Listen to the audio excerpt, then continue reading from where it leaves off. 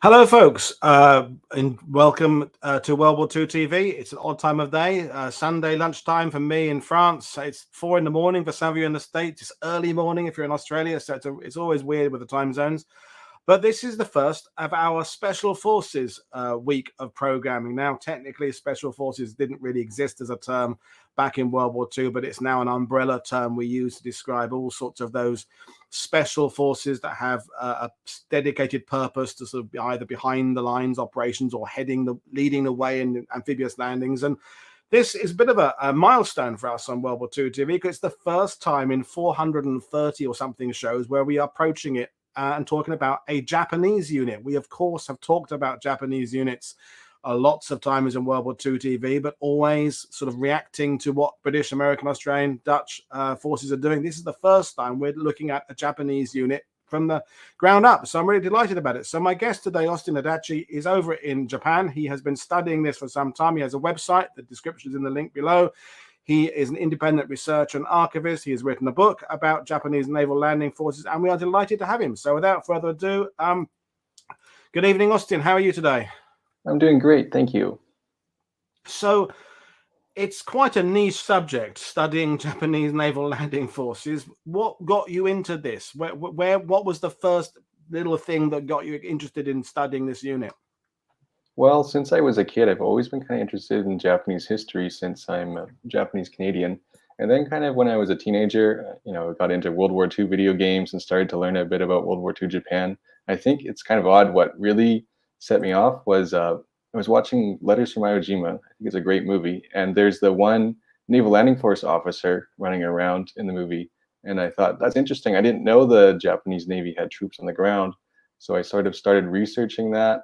And then I got a little into reenacting and wanted to learn more about the uniforms and units, and ended up gathering period photographs and doing my own research. And I started an archive and kind of wrote a whole book about the subject. And we have the link to Austin's book in the description below. And we were just talking before going online, folks, about the fact that Austin puts his information up on the website. And we were talking genuinely about how difficult stroke easy it is to access stuff in the Japanese archives. And we can carry on with that discussion later on, perhaps. But we'll begin the presentation. Austin has come supplied with an incredible PowerPoint presentation, so I'll bring it up on screen. Austin's in charge of it today. So, folks, I won't be jumping in very much with questions today comments, because I don't know much about this subject. I'm going to sit back and, like the rest of you, learn about this. So I'm going to hand over to Austin. But if you have questions or comments, you know the score, fire away, but we'll try and do some as we go along. Any big ones we'll do at the end. So over to you, Austin. Japanese Naval Landing Forces, 1876 to 1945. All right. So actually, we'll start off with a little bit before Naval Landing Forces existed. So back in 1871, during the Meiji era, the Japanese were really interested in following the British Navy. So instead of Naval Landing Forces, they actually established a Marine Corps. And that was established in 1871. The troops were trained as infantry and artillery, and they were stationed on board the naval vessels, kind of in relation to the size of the ship crew. And they saw a little bit of action in the Saga Rebellion, as well as the Taiwan expedition, and then the Ganghwa Island incident, which is pictured there. But then in 1876, they were disbanded. So they had a really short history. So then moving forward, we can see the first Naval Landing Forces. Now, right after they were organized in 1876, right at the end of the year, they were mobilized to help deal with rebellions against the Meiji government. And then with the Sino-Japanese War starting, they were then sent there, which was their first sort of action abroad. And then they saw use in the Russo-Japanese War. And then as well in the Box Rebellion, going backwards a bit. And then in World War I, we start to see kind of a bit bigger operations with them. So there was a few special Naval Landing Forces sent out, and they seized the South Seas mandates from the Germans. So we can actually see some of them here occupying it much later. So they seized Jalut Atoll, as well as Saipan and Truk. And then moving forward into the Taisho era, and sort of the 1920s. They had less of an interesting role. They were mostly just for protecting expatriates. So they were sent to Vladivostok and some areas of Russia, and then a lot of security along the Yangtze River, where there was a lot of Japanese expatriates living there. So just to jump in with my first question, already we've talked about them in their pre-World War II history. They've been around the world a bit. They've taken some inspiration from perhaps British Royal Marines, US Marines. So by traveling, I assume they're kind of absorbing military doctrine from other countries. They're looking at what other people are doing. They're well traveled. So it's sometimes when we think of Japan's military in kind of the pre-World War II area, we think of it as being rather kind of insular and doing its own thing. But this seems to me they're taking inspiration from around the world. Is that the case? For sure. They were really basically just copying the British doctrine originally. And then, for instance, there's the Siberian expedition that they participated in. So they're seeing other nations and sort of following what they're doing. Their uniforms are obviously just copied from Western nations. They're even using a bit of Western weapons like British Snider rifles. So you're right with that. There was a lot of foreign influence in the early days. Okay, cool. So moving forward, in 1907, they established what was called the Naval Gunnery School. And this was kind of the center for the more elite Naval Landing Force trainees. So as we can see here in the photo, they trained with armor. This is actually a British Carden Lloyd tankette that's been slightly modified by them. So the Naval Gunnery School wasn't solely for infantry training, but they did do a lot of it there. So they trained with, specialized weapons like submachine guns, heavy machine guns, mortars, bigger unit training, and definitely the best men of the Naval Landing Forces, particularly petty officers and officers, came out of there. Okay. And actually, sometimes they'd even form like air defense units or even a battalion of men just from the Naval Gunnery School. But in most cases, it was just petty officers and officers that were trained from there. So then moving forward, we can kind of see in the mid-1920s, there was more operations in Shanghai to protect the city because there was a lot of Japanese expatriates living there, mostly due to the large cotton industry. So in 1927, they finally decided to sort of make a unit that was semi-permanent there. And they sent a lot of battalions from Yokosuka, Sasebo, and Kure Naval District as what were called Special Naval Landing Forces. So in this case, we have the Yokosuka 1st Special Naval Landing Force. These were kind of, Yokosuka, they were focused on making the best units. So usually the Yokosuka 1st would sort of be the flagship infantry unit. They'd have the best stuff. So in this case, they decided to use a very interesting officer as their commander. He's pictured in the center. He's Takeda Isamu, and he was actually trained at the Japanese Army Infantry School for a few months in the year prior. So he had not only Navy infantry training, but actually some Army infantry training too. So this unit was a rather small battalion. It was almost a company size, and it was somewhat understaffed because Takeda Isamu was the battalion commander and also the first company commander at the very same time. Right. But they did some interesting operations. So after they arrived in Shanghai, there were some problems upriver in Hankow. So they actually temporarily dispatched the unit up to Hankow as well. And they mostly just built fortifications and made sure that neither Chiang Kai-shek's troops or communist troops or any other rebel troops broke into the Japanese concession there. And then by about September 1927, they ended up going home. But some of them, a few troops from the unit that were disbanded, they stayed behind and formed sort of a semi-permanent Shanghai Naval Landing Force. And we can see it's not a bad unit, compared to what you'd expect from naval infantry. They've got armored cars and some Harley-Davidson motorcycles.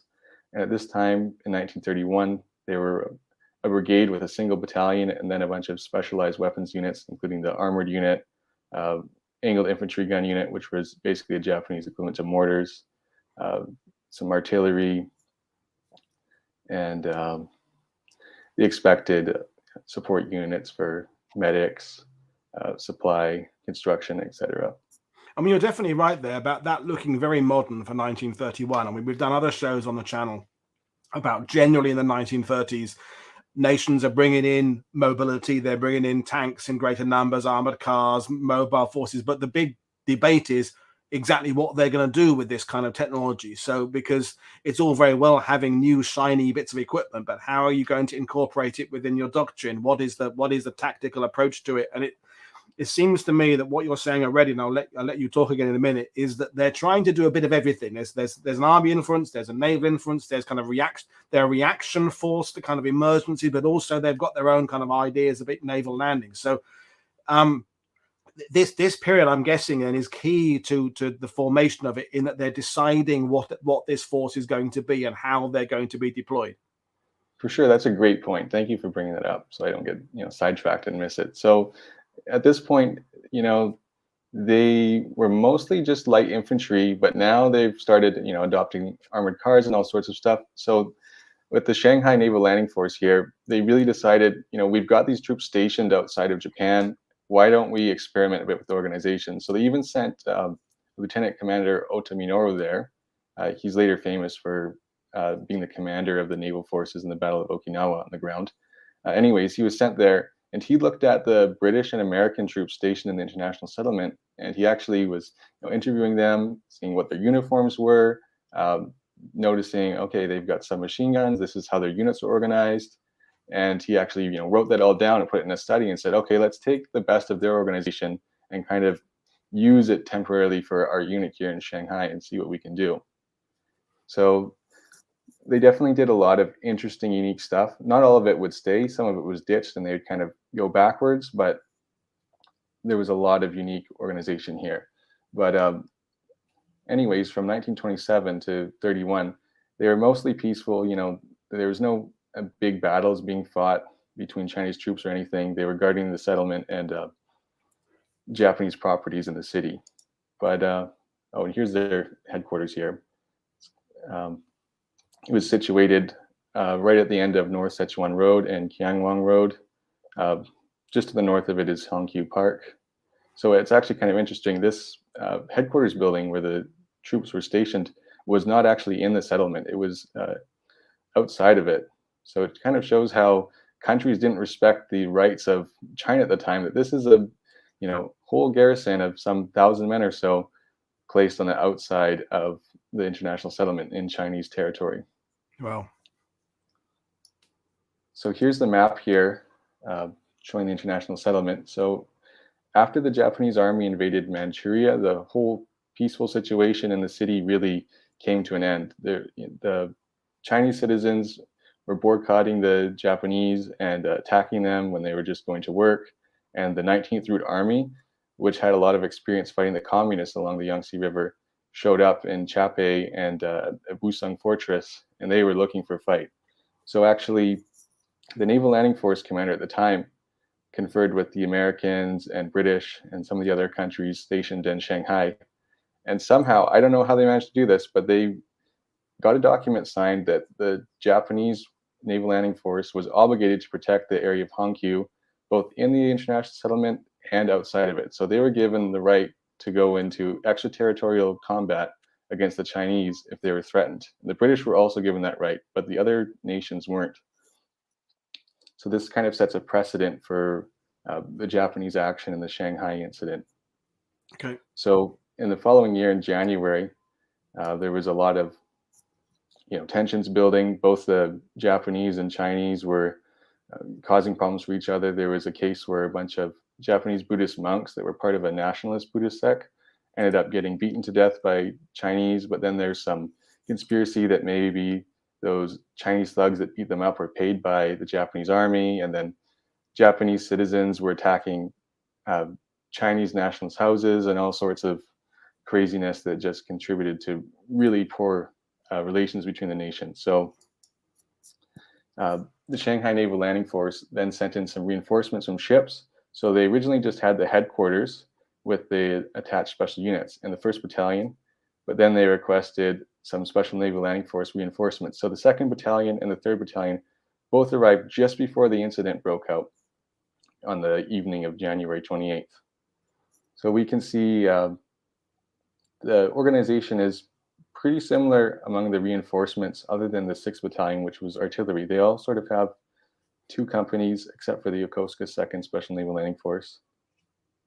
And what is interesting, though, is the armament of them really varies, because it was sort of an emergency. So we can see some of them barely have, any light machine guns or heavy machine guns. They just have the bare minimum, a lot of just rifle units. But then one example of I would say, special force that arrived there would be the next generation, the Yokosuka 1st Special Naval Landing Force. So the Yokosuka 1st Special Naval Landing Force was commanded by Lieutenant Commander Ota Minoru, and he was the same one who did a study on naval landing forces a few years prior and helped the whole unit actually reorganize itself. And his unit was organized kind of in a new way. So the original 1st Battalion, they had their heavy machine guns and submachine guns and light machine guns all mixed into a single platoon. But Ota Minoru's new unit, the Yokosuka 1st Special Naval Landing Force, they actually had a separate machine gun platoon instead. So they would have just light machine guns in their 1st through 4th platoons, and then a 5th platoon for heavy machine guns. And how often are they blending the modernity of bringing in light machine guns, and you had the photos of the Harley Davidsons earlier, with the traditions we all know about? Someone asked in the sidebar earlier about, the clans. Is the Navy clans different to the Army clans tradition? So, because it seems to me they're trying to do something very new, but they're also trying to kind of draw on some traditions of warfare and combat and warriors. So how do they balance all that? Someone like this commander here. Well, Ota Minoru, again, he liked the Army, I could say. He actually did spend a tiny bit of time at the Army Infantry School, and he studied light machine guns there. The Navy's use of the light machine gun at this time is still kind of odd. They were a little late to the game adopting them. The Army got them in 1924, but the Navy didn't officially adopt them until 3 years later. And they still didn't know, okay, do we mix this into our platoons that have naturally just been some riflemen with heavy machine guns or artillery, or do we separate the heavy machine guns into a separate platoon? So they didn't quite know, but Ota Minoru kind of figured out, with his experience at the Naval Gunnery School and a bit of Army training and a bit of practical training as well, doing studies on the units. And he did go to Hankow as well for a tiny bit of time to be a staff officer there. He kind of figured out what worked. So I think that it was just a lot of experimentation, and this Shanghai incident is where they got to see what works with units and what doesn't. Yeah, no, I mean, that's something when we talk about the Japanese in World War II, is that we need to remember they have had experience of combat in these previous 2 decades that perhaps the British Army hasn't had, the American Army hasn't had in the same way. So the best way to work out what works is by actually practical experience in the field. So which will bring the experience that's required. So I'll hand it back to you and let you keep on going. It's just enthralling. I love it. Oh, and sorry, I saw a comment about SVC on the map there.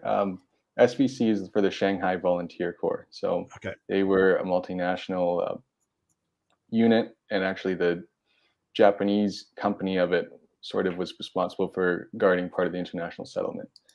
Cool. So we can see more of the Yokosuka 1st Special Naval Landing Force here. They had a special weapon with them, Vickers 50 cal not light machine gun, definitely not light there, 50 cal heavy machine gun that they brought in with them. And this is probably the first and only time Naval Landing Forces used it. So again, we can see them experimenting with different weapons. So a bit of their battle history.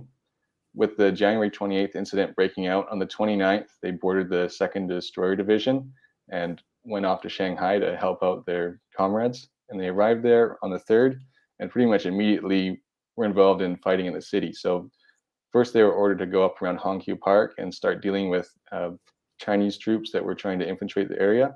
At that time, Hongqiu Park's shooting range to the right of it actually was used as an artillery base. So they were firing away at Chinese troops, but worried that the Chinese troops were going to break in. So Ota Minoru's Yokosuka 1st Special Naval Landing Force was sent in to clean them up. And then on the 5th, the 5th of February, they did probably their biggest part in the battle of any day.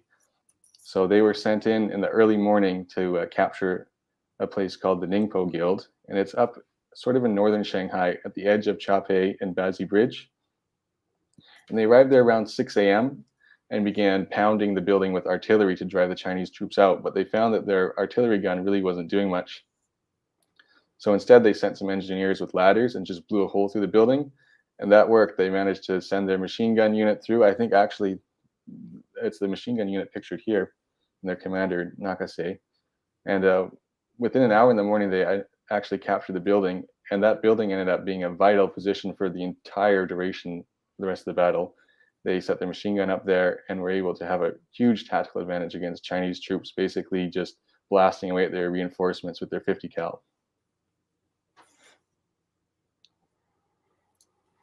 And then for the rest of the Shanghai incident, they didn't really move much. It's kind of interesting, the Naval Landing Forces there. They did a lot of fighting throughout the first week or two, but then they mostly held their ground. And then finally on February 29th, they did a big assault on Bazi Bridge, a little bit forward from the Ningpo Guild. And then on the 2nd, they finally pushed into Chapay, and with the help of the army, the Chinese troops were forced out of Shanghai. Brilliant stuff. All right. And then to talk a little bit about the units that were already in Shanghai as well, we have the 2nd Company, which had basically been part of the unit since 1927. And in 1929, they were upgraded. So they finally got their first helmets, and then they got a ton of Swiss imported M1920 submachine guns that you can see here. So it's a very, very well-equipped unit. I don't think you could really find other countries with that many submachine guns and heavy machine guns all mixed into a company at the time. No. And they fought on Jukong Road around the North Rail Station. They briefly reoccupied the North Rail Station, but there was a lot of Chinese artillery and an armored train there, so they were ordered to actually withdraw before they got wiped out. But they managed to hold out on Jukong Road for the entire duration of the incident, probably largely due to the heavy firepower they had. And the photo there is actually brought back by one of the officers in the in the center row there. And then after the incident, they decided, okay, we need to make this unit official. So they decided to make a special Naval Landing Force decree. So the troops left that had reinforced it. There was a few thousand that stayed there, about 2,000 or so.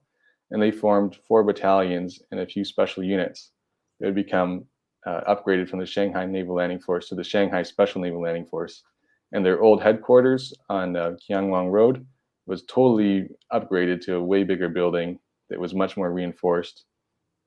And they started importing some army tanks and some Japanese domestically made cars, armored cars, heavier artillery, and overall just really upgrading the unit, learning from their mistakes in the first incident.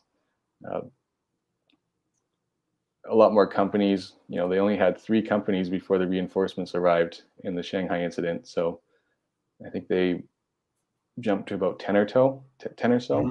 So a lot bigger of a unit. And then in 1936, there was finally a decree for Special Naval Landing Forces. So before that, Special Naval Landing Forces were just a concept in the Navy, but they weren't properly recognized.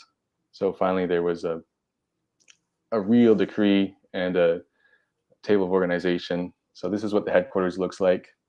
It's basically just the commanders and their assistants, and then a small command platoon.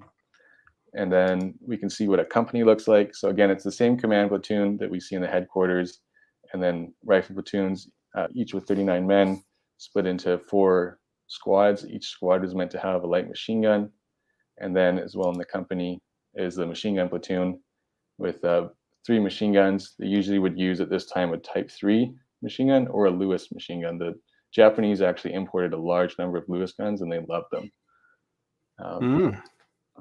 And then they had Swiss submachine guns and British Lewis machine guns. And just in this period, we're talking 1936 now, Austin. So this is the era when nations are not just building their military for their own reasons. They're also it's the era of propaganda. It's the Soviets doing stuff. The Germans are graduates as Hitler takes power there. So what were the Japanese people being shown of the Japanese Naval Landing Forces? What were they in the press a lot? Was it the kind of thing that the public would be aware of these units, or was it a bit more secret?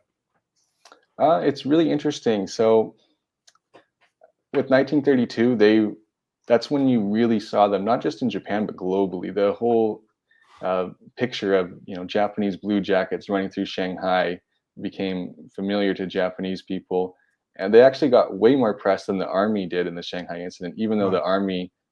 the army sent the majority of the troops, and the army's the one that really brought the victory because they encircled the Chinese troops that were outside of Shanghai and expanded the front so the naval landing forces weren't overrun. But when you look at magazines at the time, you'll see naval landing forces all over them. And then the Shanghai Naval Landing Force became somewhat famous. But from after 1932, before the second Shanghai incident in 1937, there wasn't a lot of them in the news anymore because there wasn't much going on of interest. But there was a lot of Japanese living in Shanghai, so they'd be familiar with Right. them. And the Shanghai Special Naval Landing Force was deployed around the cotton mills to protect them and protect schools and other assets. So not only were they a familiar thing to Japanese living in the area, they were kind of well respected, seeing them as their protectors in the area. Brilliant. Thanks. So I guess just moving on to the attached subunits on a Special Naval Landing Force. So they're supposed to have a communications unit. They like to use the Tokyo wireless radios a lot, but it can really vary. But it's nice to see that every unit had a good radio given to it. A construction unit, really important for getting through barbed wire, blowing up things. Reserve ammunition unit. Now this would eventually be replaced with a more mechanized transportation unit, but early on this is what they used. Medical unit, again, vital aspect. It's interesting that they'd even put a medical lieutenant commander. So sometimes the commander of the medical unit can be the same rank as the whole battalion commander. And then the final thing, a supply unit, which is mostly tasked with making food and stuff on the sort of rear line for them.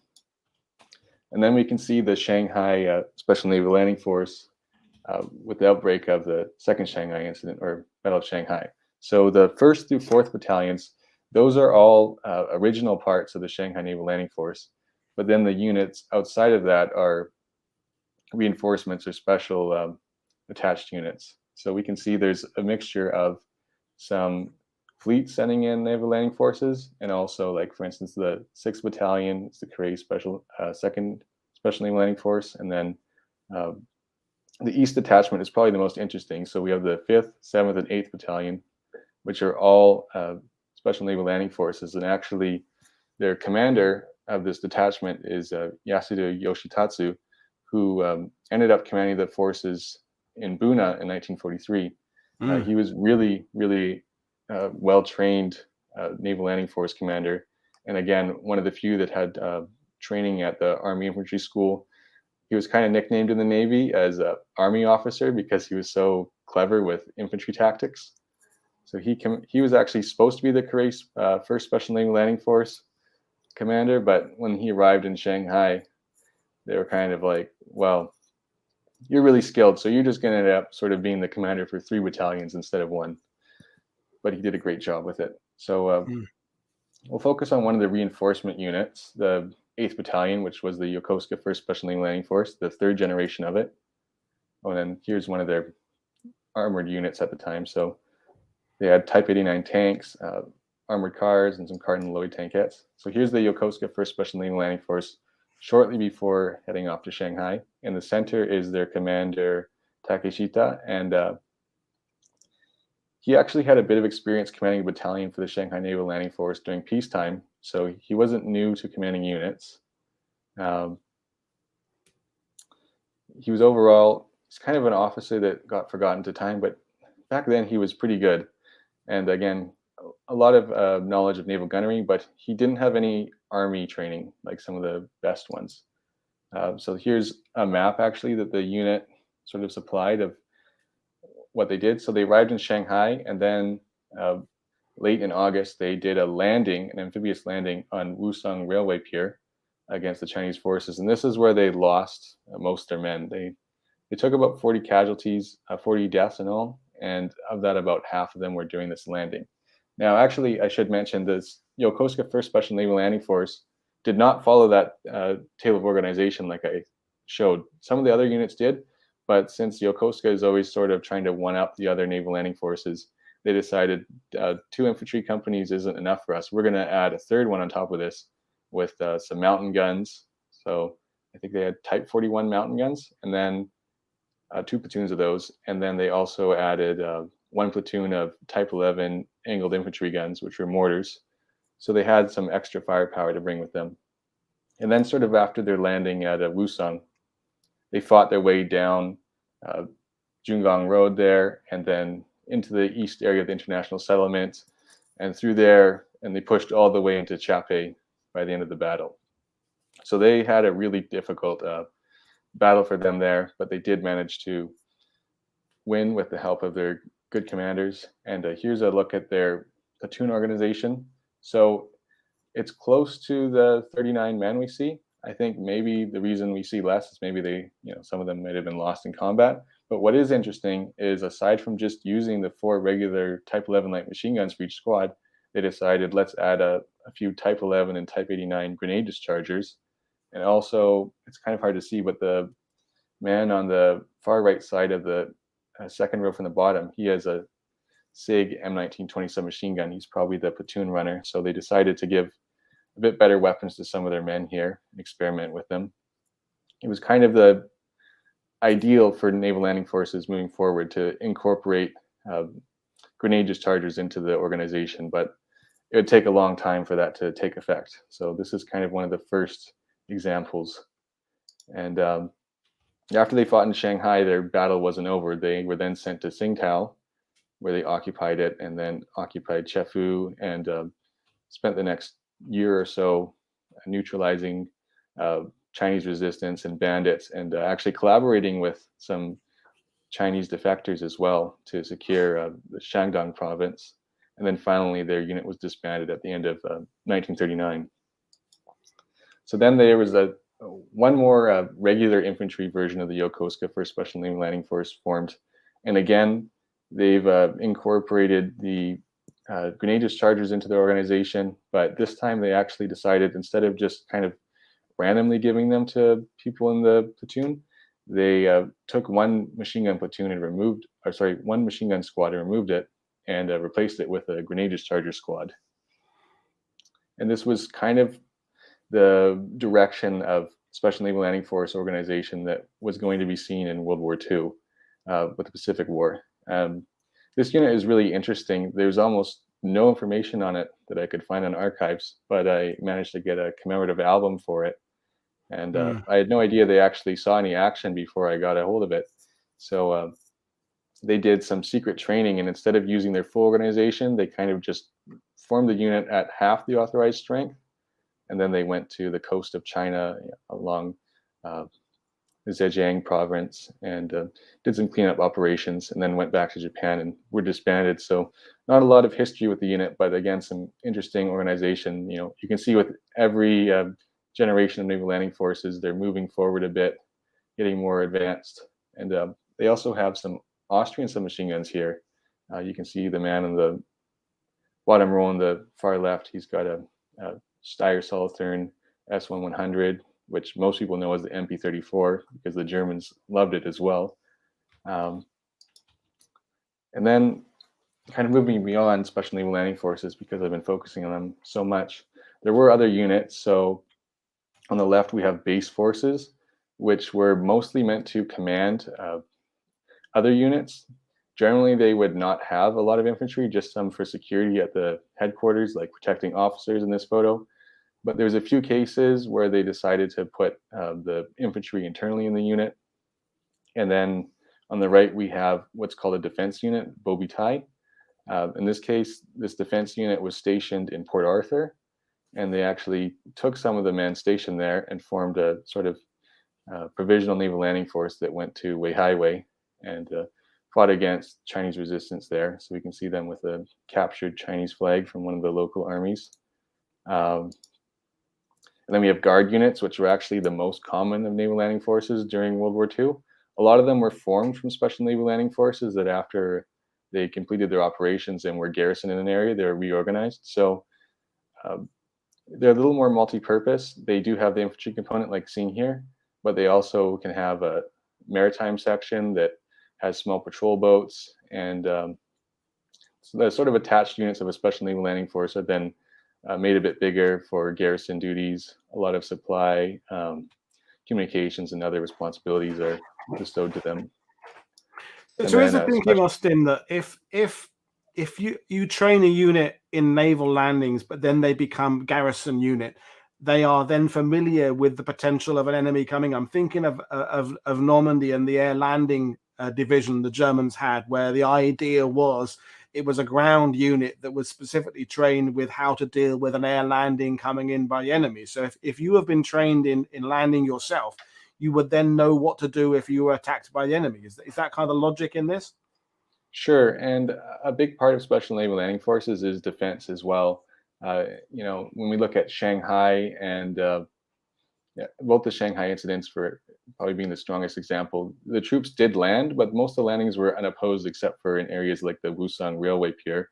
Uh, and then they would spend the majority of the time defending actually the city. So defense is definitely a big part, even for the more amphibious units. And then even these guard units, they're not totally static. They do have a transport section, usually with some Daihatsu landing barges or maybe some patrol boats, and then you can utilize those for small offensive operations and amphibious landings. And in many cases, they did, even the ones in the Pacific. Some of the Special Naval Landing Forces that became guard units in, for instance, the Dutch East Indies, they then made detachments and sent them further southwards to New Guinea to do some small offensives as well. Super. So another really important unit, similar to Special Naval Landing Forces, is a base force. So they have basically the exact same duties as a guard unit, but they're also responsible for administration over other units, and they're usually bigger in size. The most important ones are probably in the Philippines and the Dutch East Indies. We can see some of the big battles towards the end of the war, Balikpapan, Manila, Davao, Cebu. Those were all fought with special base forces. And regularly in peacetime, their infantry component was just one part of it, but usually they were flexible. So if a battle happened, they could basically reorganize all their troops into an ad hoc unit, very similar to a Special Naval Landing Force. We can see here in this photo, it is 1943, but their gear is a bit antiquated. They still have Type 38 rifles, no Type 99s yet.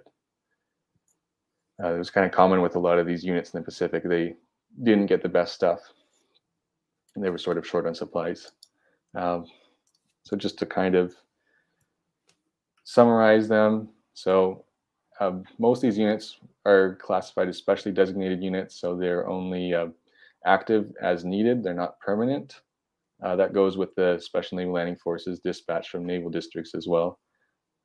Special base forces were one of the few units that were kind of established on a permanent basis, but they still disbanded a lot of them and reorganized them into other things during the Pacific War. So we can see, the guard units definitely make up the majority. There also is construction units. They weren't meant for combat, but they ended up seeing combat in some cases. Only a small percentage of the unit usually had actual manpower that could fight. It was mostly civilians. In a few cases, like in the Philippines, they did send some units comprised entirely of armed men, but they're pretty rare. Air defense units as well. These are an interesting one. There was a lot of them, but they didn't technically see a lot of combat. Most of them were disbanded and reorganized into special base forces and guard units. So if they saw combat, it was through that instead. All right. So that's kind of the overview there of the other and units. So what number of personnel? We had a question there about how many. What was the total size of the SNLF? So I mean, we're talking in thousands, roughly.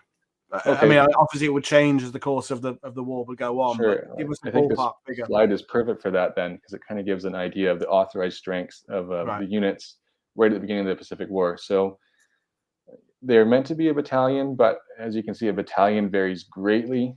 So it really depends on the number of companies. Basically, as the Pacific War went on, units got more and more companies. It wasn't uncommon to see a unit with 6 or more companies, so very big. A lot of companies with specialized weapons, heavy artillery, coastal defense guns, multi-purpose guns, heavy mortars, stuff like that. So it's hard to say overall what size Special Naval Landing Forces comprised entirely, but for ground troops, I think around 1943, it was said that about 1/8 of all the Japanese Navy was on the ground in some capacity. Right. But yeah, it varied greatly, and there's very few units that have the exact same strength, so it's hard to know, and they're always disbanded and reorganized. But pretty much every area the Navy had a presence, you could expect almost 1,000 or so or more naval infantry troops. Okay. I see. What color is the SNLF uniform? The Navy officially called it a brown-blue uniform, but it's more like an olive green or khaki. Okay, so we'll move on to the airborne training now, which I think a lot of people want to see. Yeah, So definitely. in late 1940, the Japanese Navy realized we need to start an airborne program. All the other countries are sort of looking at it, they're lagging behind, and the Army's also doing an airborne program, so they can't be beat out by their rivals. So they started some training in Yokosuka and Tateyama around Tokyo.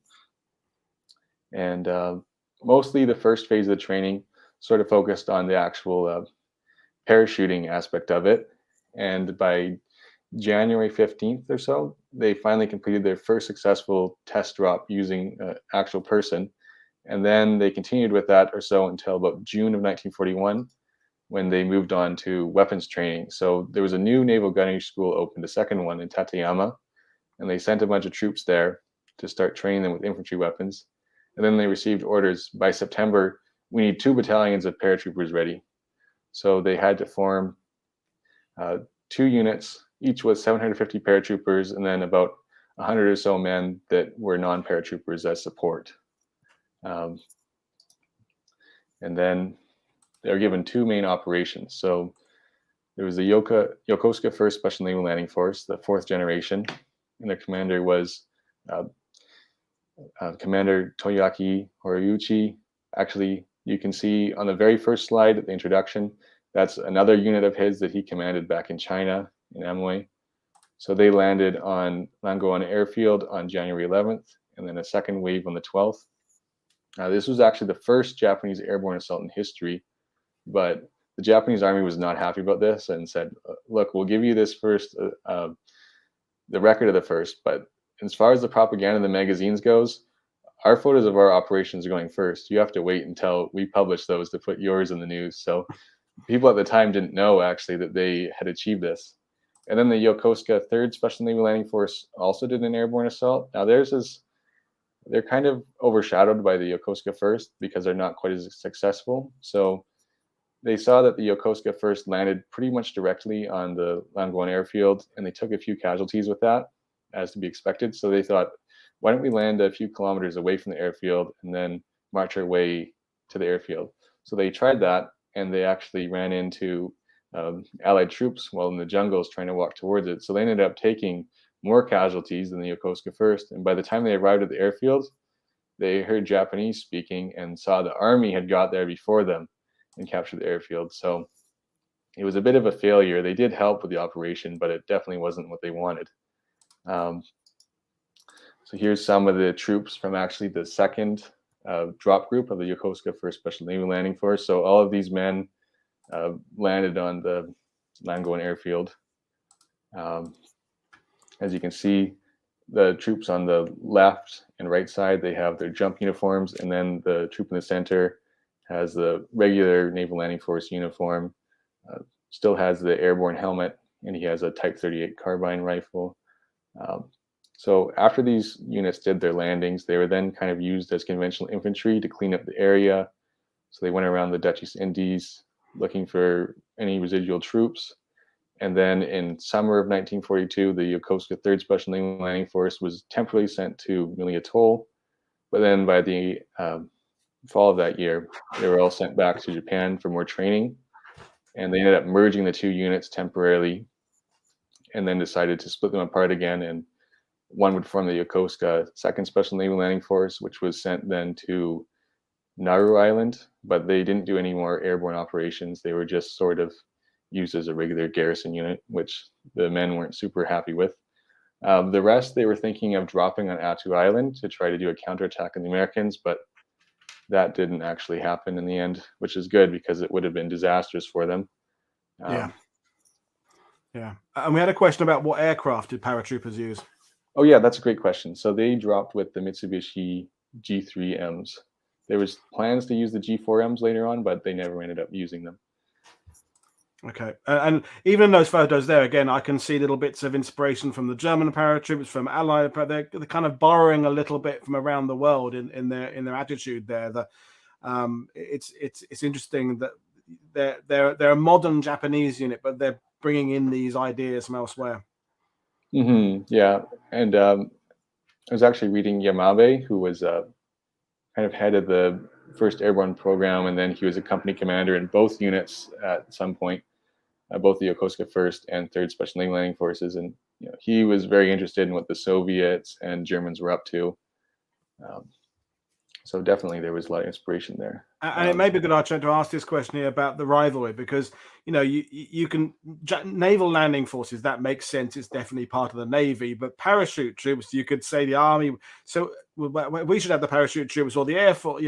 You can see that, as we know with Allied forces, there's a rivalry about who should have these new units. So how is it working within the Japanese hierarchy of the rivalries between these various new units that get developed? No, we should be doing this. This should be Army. This should be Navy.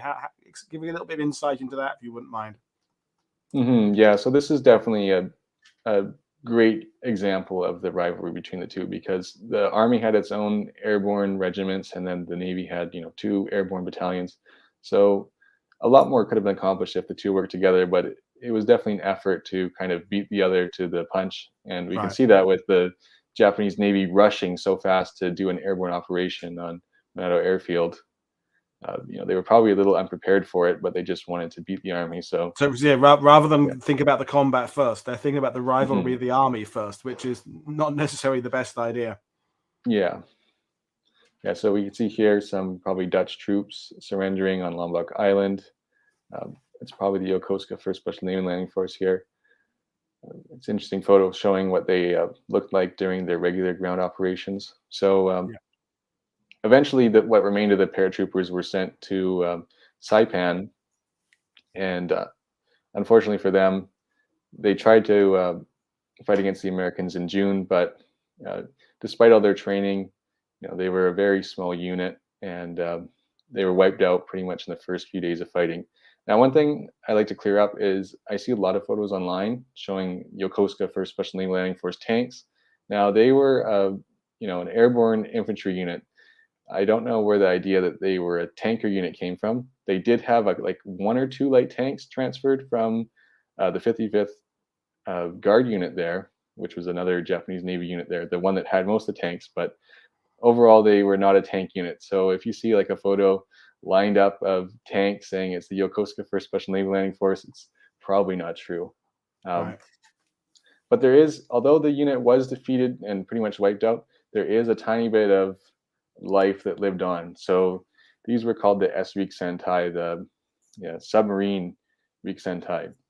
So a small bit of the Yokosuka 1st Special Naval Landing Force was actually removed from the unit in early 1944, and they formed the Sasebo 101st Special Naval Landing Force. Now, these were meant to be elite raider units that were going to use submarines, and then once the submarines got close to enemy bases, even mainland of the states they were thinking of hitting, they would then deploy a Type 4 amphibious armored car and try to land. Now, these units were given a lot of training, and they had really good weapons. They had flamethrowers, light machine guns, a lot of Type 100 submachine guns, a bit of foreign submachine guns as well.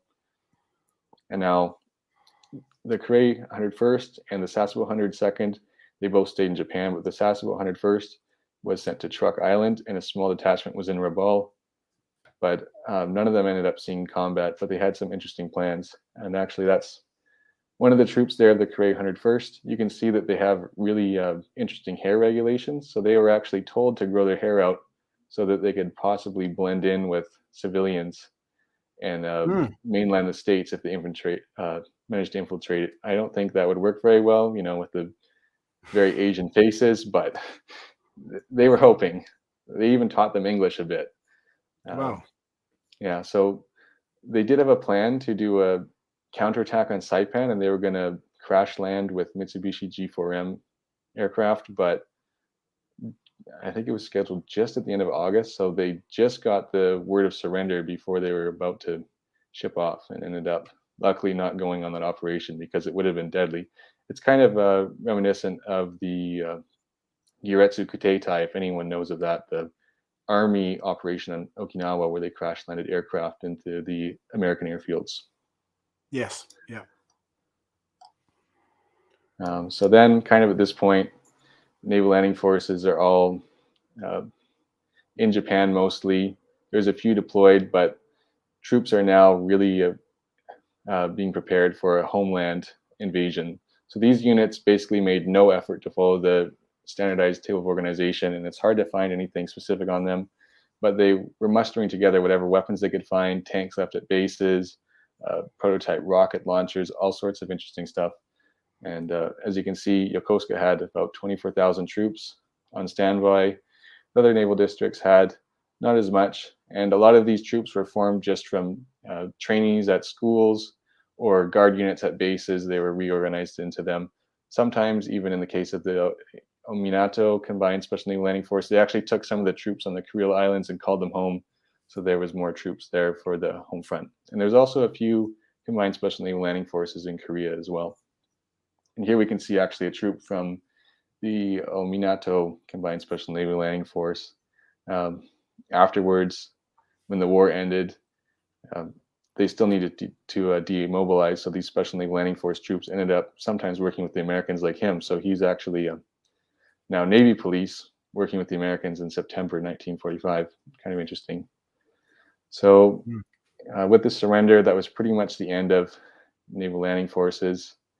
They saw a good deal of combat in the Pacific War, but after 1942 or so, it was basically just defeat after defeat.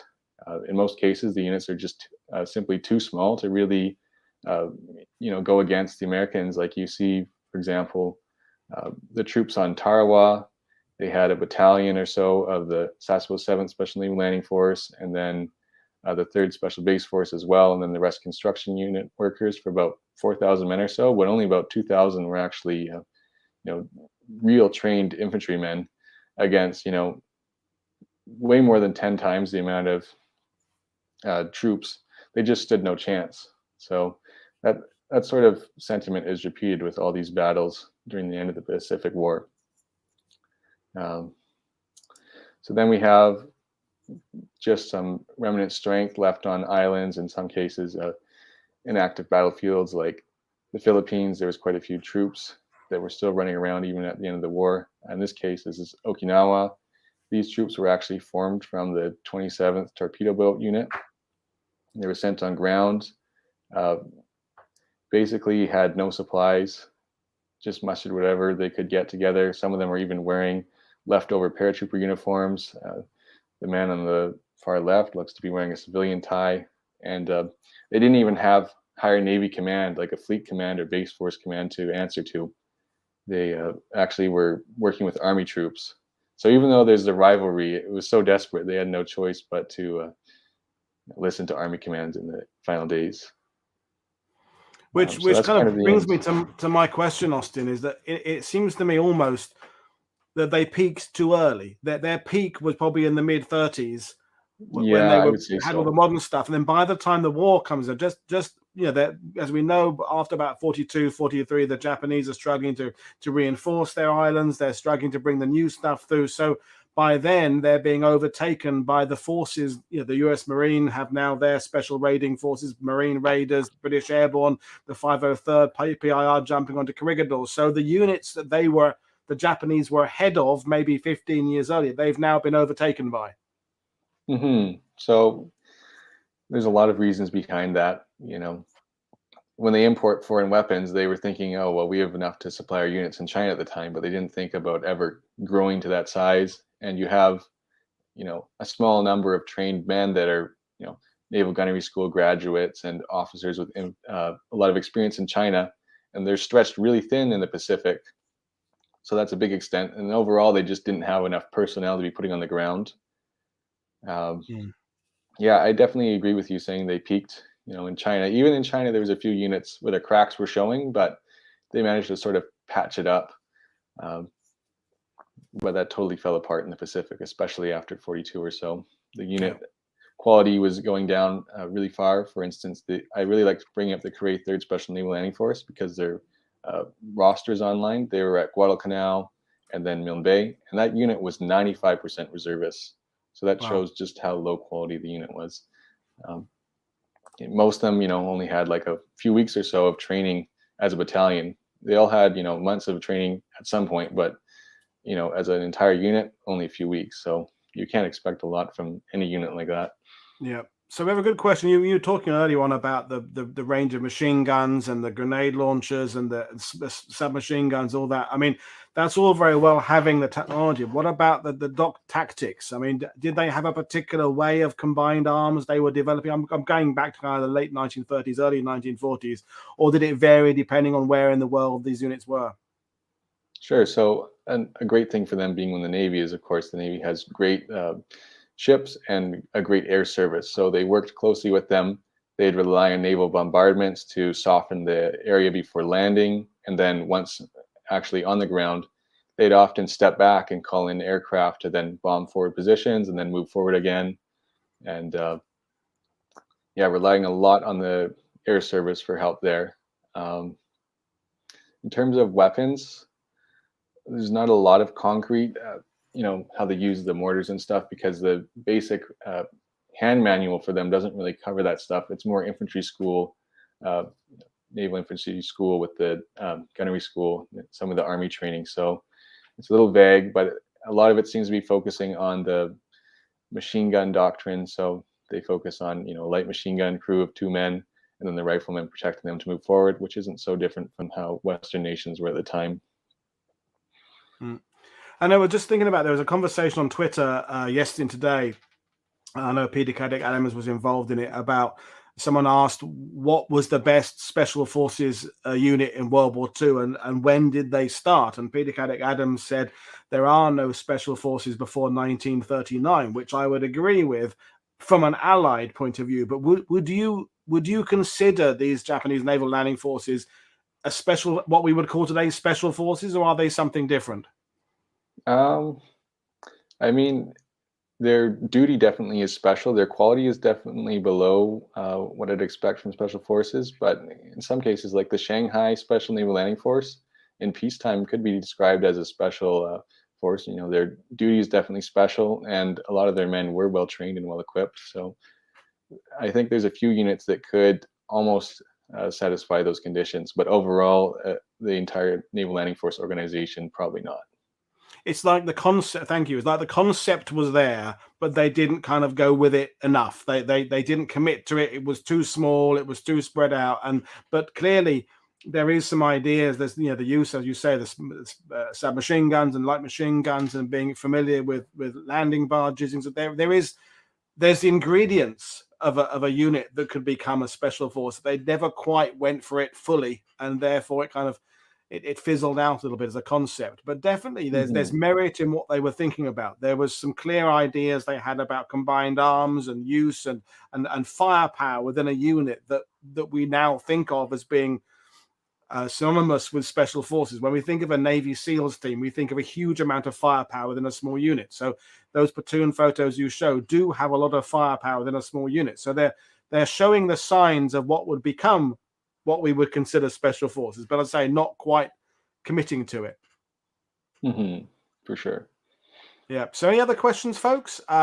We got where we got there, but we talked people asking about the rivalry again, and the inter-service rivalry. Is that something that you think is generally I mean, the Allies have it as a problem as well, but the Japanese, are they particularly struggling with this Navy Army rivalry throughout World War II? I think World War II definitely exemplifies the rivalry, especially during the late days of it. So in the 30s, we can see some pretty good cooperation. The Army focused on inland China, and the Naval Landing Forces they went rapidly along the coastline and captured a lot of the big cities, working with the Army to do a combined assault on it, and then let the Army troops move inland, and they'd stay garrisoned on the major coastal cities. And they did that sort of idea as well during the early Pacific War and worked with them. But then, as we get into the late Pacific War, there's a lot of rivalry and misunderstandings and disagreements. Probably one of the worst would be Manila, where you have the Rear Admiral Iwabuchi, who's in commanding the combined naval landing force that's supposed to be protecting the city there, and the army's saying we need to get out of the city. There's no point holding it. We'll fight outside of it. But he totally disagreed with them. So we have people like that, and Iwabuchi is actually he doesn't have much infantry experience. So we can see as the Navy was losing their really well-trained officers that knew a lot about ground tactics, you have a worse rivalry with the Army, because there's officers that don't have the actual knowledge and practical experience that think they know more than the Army and are then butting heads with them. Super. And we just got another question about these specialist weapons they have, and they're obviously, you said they're in the 1930s they're getting these Austrian weapons and Swiss weapons and British weapons. There's a lot of technology coming in. So is that variety of weaponry kind of exclusive to the Naval Landing Forces? Yeah, so the Navy has a totally different view on adopting weapons than the Army. The Army really wants to produce everything domestically, but the Navy says, hey, they've got good weapons over there in that country. Let's buy some. They had no reservations against using them, but by the time the Pacific War happened, you're not going to see the same degree of Swiss submachine guns or anything. That luxury wasn't there anymore. Probably one of the few you'd see would be the Lewis gun, and that's partially because the Navy liked it so much they domestically produced them. So you can see a lot of those in units used for both ground and anti-air use. Brilliant. And Trentelenko is asking, what sort of coast watching did the Naval Landing Forces do? It varied a lot by unit. Some units had really well-established big outposts and watchtowers, observation points. Others not much. So it really varies by units, but all of them to a degree have some bases set up by the coastline, and most of the dug-in units will have a lot of coastal defense batteries set up. In some cases, even repurposing the captured ones in places like the Philippines and East Indies. Brilliant. And we're getting a question about the archives. And so Ian Carr, there is the link below in the description to Austin's website for the Preservation Society that he's involved in, and the archives there. So you can find information there. It's in English and Japanese, which basically brings me to my next question. And I think I know what the answer is going to be. We have a plethora of books coming out on a yearly basis about Marines on Peleliu and landings in Iwo Jima, and Sol David writes about Okinawa, and the British, we write about Burma. As someone who is now studying from the Japanese point of view, is there work to be done to get more information straight about the Japanese forces in World War II? Definitely, there's a lot, and not just World War II, but in China, I'd say as well. Unfortunately, for some of the World War II stuff, like Peleliu, for example, I'm quite interested in that one, but there's just so little information because almost everyone on the Navy side died there. It's going to be a real struggle to actually figure out truly what happened from the Navy side.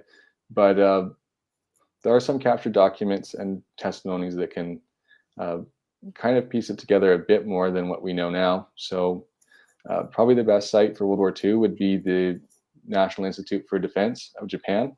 I think it was last year, they released a ton of documents from the Navy. So that's been a huge help for research. So definitely, if you're interested, you can check it out online, the National Institute for Defense. Some of their stuff is still not digitized, but a lot of it is now. So that's a big help. And then another one is the Japanese Center for Asian Records. That stuff sort of focuses more on China, but there's, again, an overlap of World War II stuff. So those are two great online websites. The National Diet Library is good for some period books to read. Yeah, so I'd say that's pretty good. And even some of the American sites too have good testimonies from officers that surrendered and were interrogated. So those are worth checking out as well. It's definitely building. I mean, but when we think of the ETO, for example, or even the Eastern Front, we have huge amounts of information about the German side. Most of the German divisions have got all sorts of histories written by German historians, British, American, Canadian.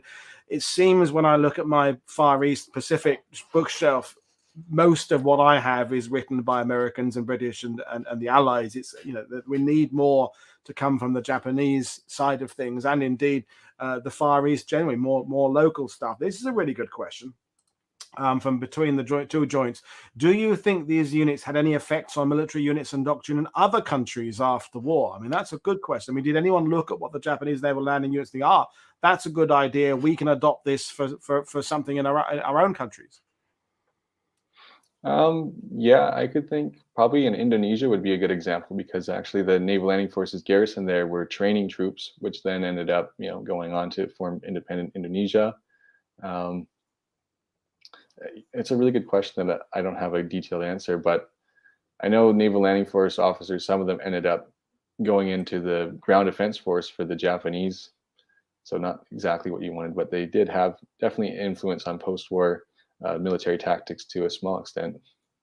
And this is the kind of thing that basically that more work needs to be done. You're a bit of a pioneer in this field, in that you're trying to study this unit and assemble British and English language and Japanese sources. But we need more people. We need more young people to come forward who are bilingual or trilingual, who can bring these archives together and put this information out there, because it's important to understand it from points of view. And yes, Dennis Burns in Australia is saying the SNLF they were responsible for some war crimes and atrocities. We can't ignore some of those aspects.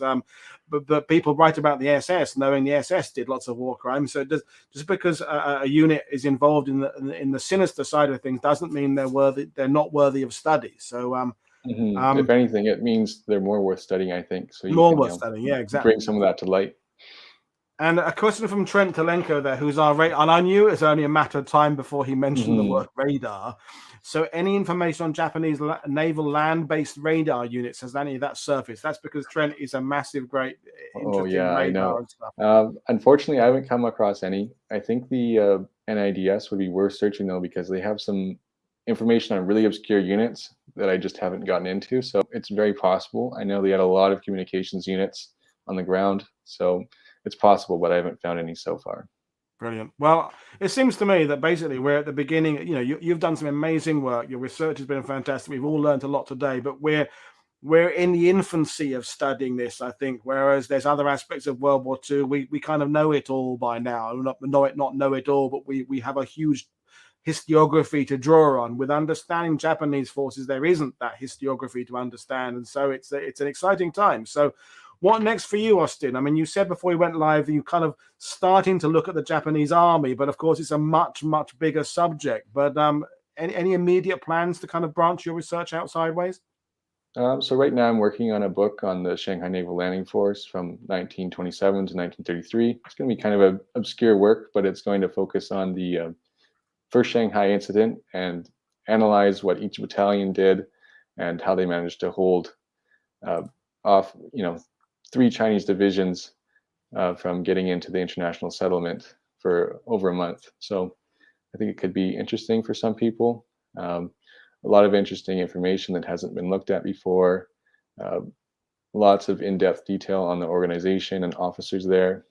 So I'm hoping I can finish it soon. I always find more information that I want to add to it. I've got quite a few books from units that haven't ever been put online yet. So with publishing that book, I'll make sure I take all those sources and digitize them as well and put them out there for others to use. Brilliant. Well, that is a good point for me to mention. Of course, as usual, folks, the link to Austin's book there is in the description below.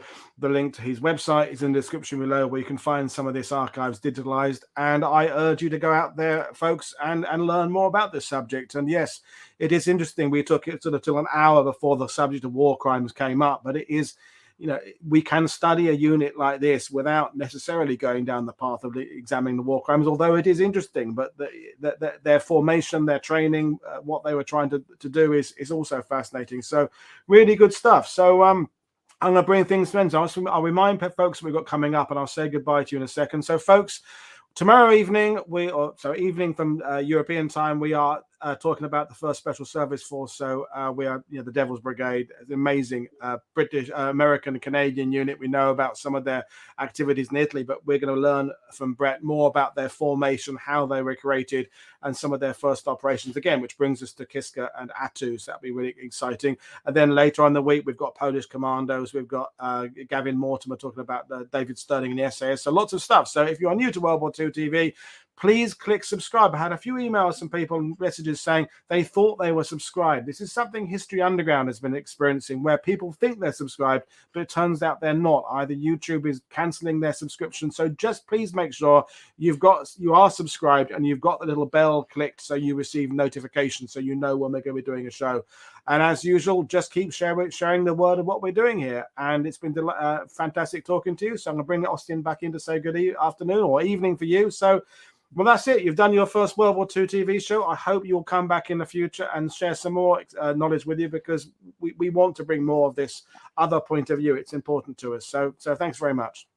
Great. I'm so happy to have this opportunity. I always love being able to talk to someone that's interested in hearing about Naval Landing Forces. I hope I answered some questions people had and got them their answers. If people have more questions, always feel free to message me or at me on Twitter. I'm always happy to answer questions and even research a bit about some stuff that I don't know Brilliant. yet. So we love to hear that. So yeah, you take up Austin's advice there and make contact if you want to. So this is it. This is Paul Woodadge from World War II TV saying I'll see you all again tomorrow. Enjoy the rest of your weekend. Cheers, everybody. Bye. Bye.